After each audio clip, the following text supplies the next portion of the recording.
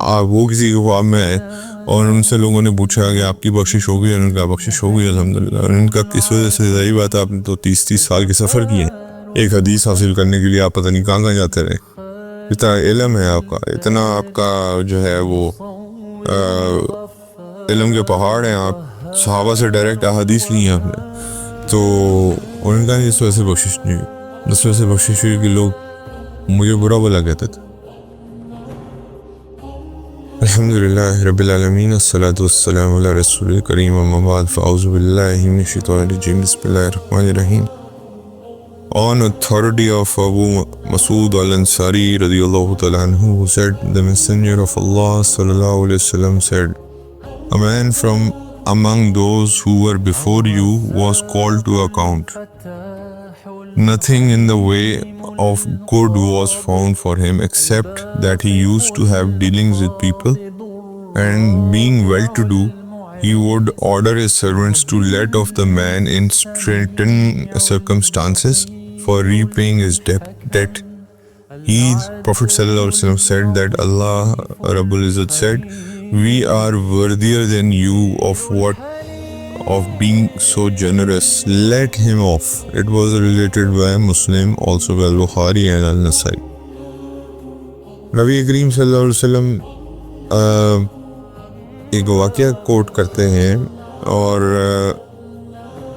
اللہ رب العزت کی نسبت کی طرف یہ بات کرتے ہیں کہ تم لوگوں سے پہلے، یعنی کہ مسلمان اسلام آنے سے پہلے، ایک انسان کے بارے میں اللہ کے نبی ذکر کر رہے ہیں کہ اس کو جب اللہ تعالیٰ نے فیصلے کے لیے بلایا، اس کے پاس کھاتے میں کچھ نہیں تھا. لکھا ہوا ہے nothing in the way of good was found for him، یعنی کہ جب ڈھونڈا گیا اس کے پورے اعمال نامے میں تو کچھ اچھا نہیں ملا. صرف ایک چیز تھی، except that he used to have dealings with people. صرف ایک ایسی چیز تھی کہ لوگوں سے اچھی طرح ڈیل کیا کرتا تھا.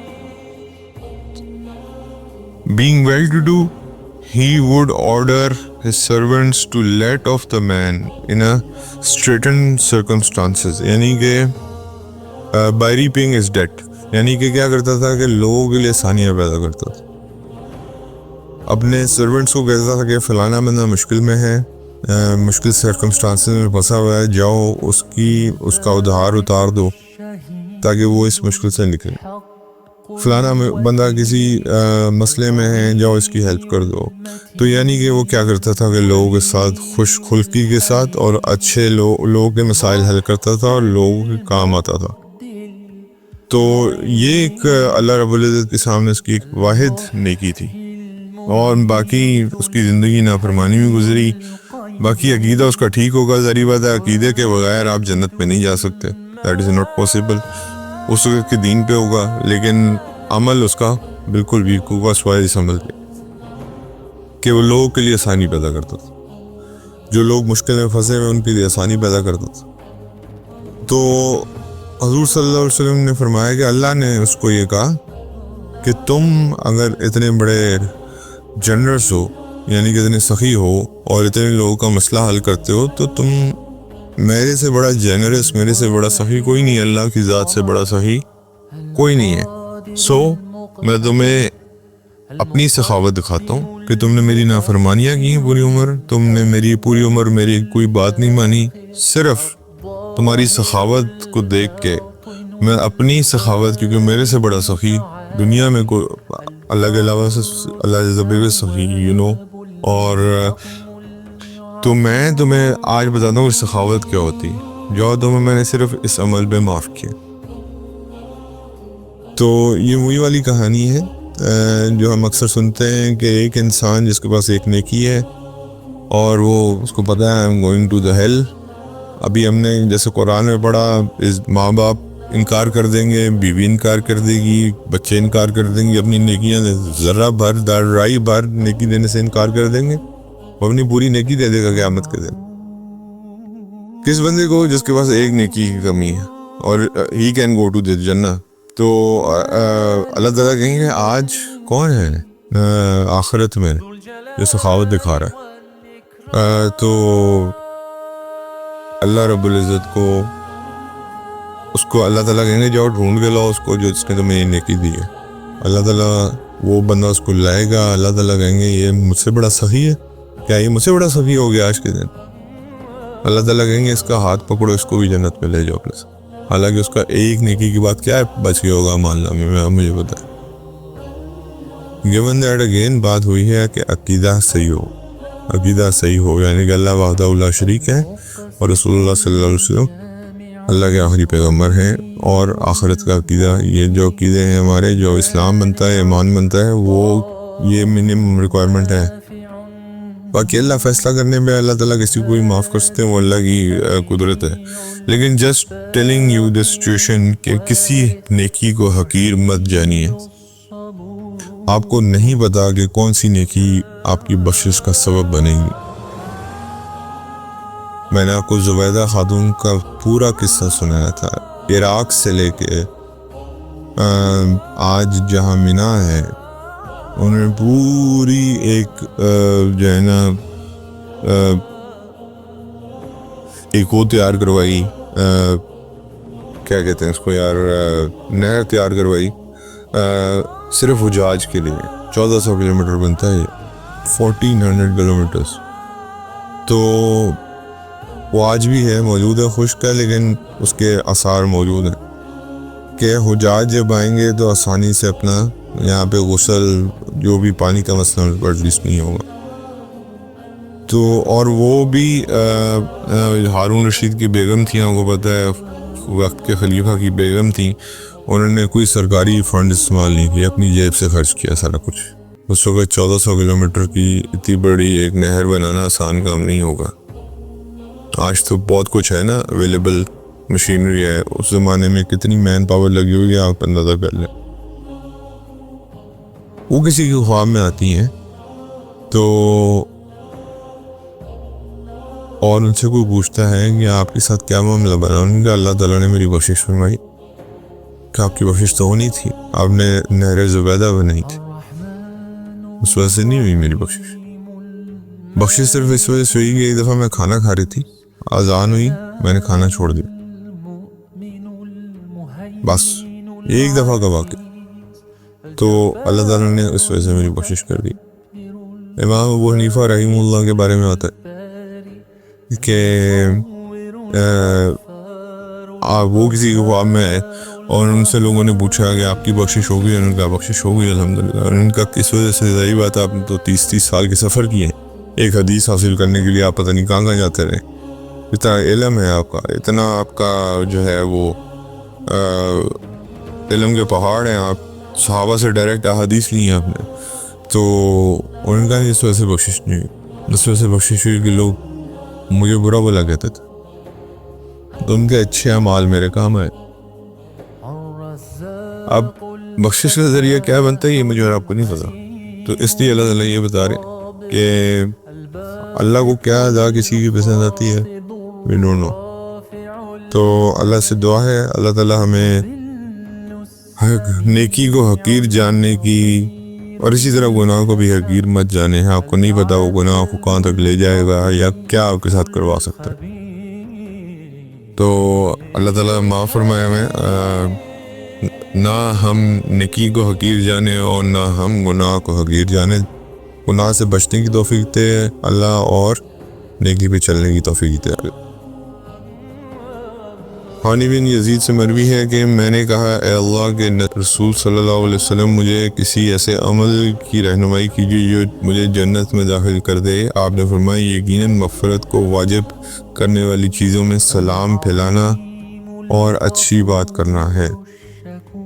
حذیفہ بن یمان رضی اللہ تعالیٰ عنہ سے مروی ہے, نبی صلی اللہ علیہ وسلم نے فرمایا مومن جب مومن سے ملتا ہے, اس سے سلام کہتا ہے, اس کا ہاتھ پکڑ کر اسے مصافحہ کرتا ہے, تو ان دونوں کی خطائیں اس طرح جھڑ جاتی ہیں جس طرح درخت کے پتے جھڑتے ہیں.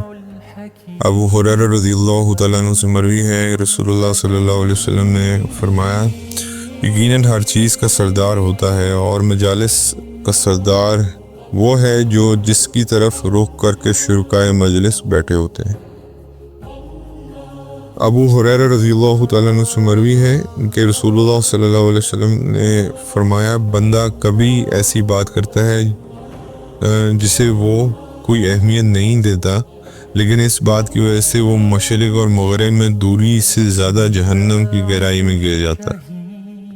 انس رضی اللہ تعالیٰ عنہ سے مروی ہے کہ رسول اللہ صلی اللہ علیہ وسلم نے فرمایا السلام اللہ کے ناموں میں سے ایک نام ہے جسے اس نے دنیا میں رکھ دیا ہے، اس لیے آپس میں سلام کو عام کیا کرو۔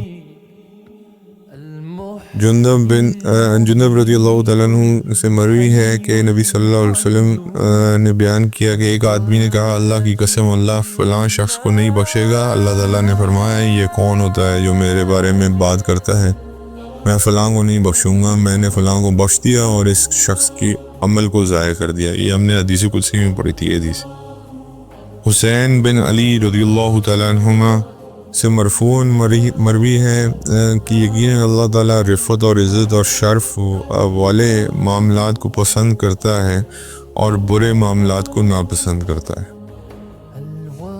عبداللہ بن عمر رضی اللہ تعالیٰ عنہ سے مرفوعاً مروی ہے کہ یقیناً اللہ عز و جل چرب زبان سے بغض رکھتا ہے۔ چرب کا مطلب ہے بہت زیادہ چلنے والی۔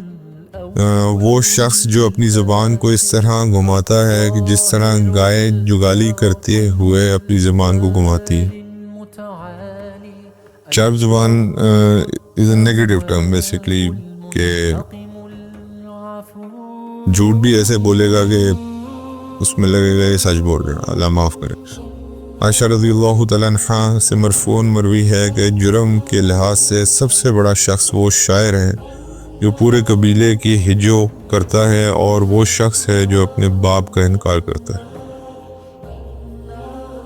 سیدہ ابو ہریرہ رضی اللہ تعالیٰ عنہ سے مروی ہے کہ ایک آدمی نے رسول اللہ صلی اللہ علیہ وسلم سے شکایت کی کہ اس کا دل بہت سخت ہے۔ آپ نے اسے کہا اگر تم چاہتے ہو کہ تمہارا دل نرم ہو جائے تو مسکین کو کھانا کھلاؤ، یتیم کے سر پہ ہاتھ پھیرا کرو۔ اما عائشہ رضی اللہ تعالیٰ عنہ سے مروی ہے کہ نبی صلی اللہ علیہ وسلم نے اللہ تعالیٰ کے اس قول کے بارے میں ذالک ادنی التعول فرمایا کہ تم ظلم نہ کرو، یعنی کہ ظلم سے منع کرو۔ معاویہ رضی اللہ تعالیٰ عنہ سے مرفوعاً مروی ہے کہ ایک دوسرے کی خوشامد کرنے سے بچو کیونکہ یہ ذبح کرنے کے مترادف ہے۔ انس بن مالک رضی اللہ تعالیٰ عنہ سے مرفوعاً مروی ہے کہ ہر اس کام سے بچو جس کے بعد تمہیں معذرت کرنی پڑے۔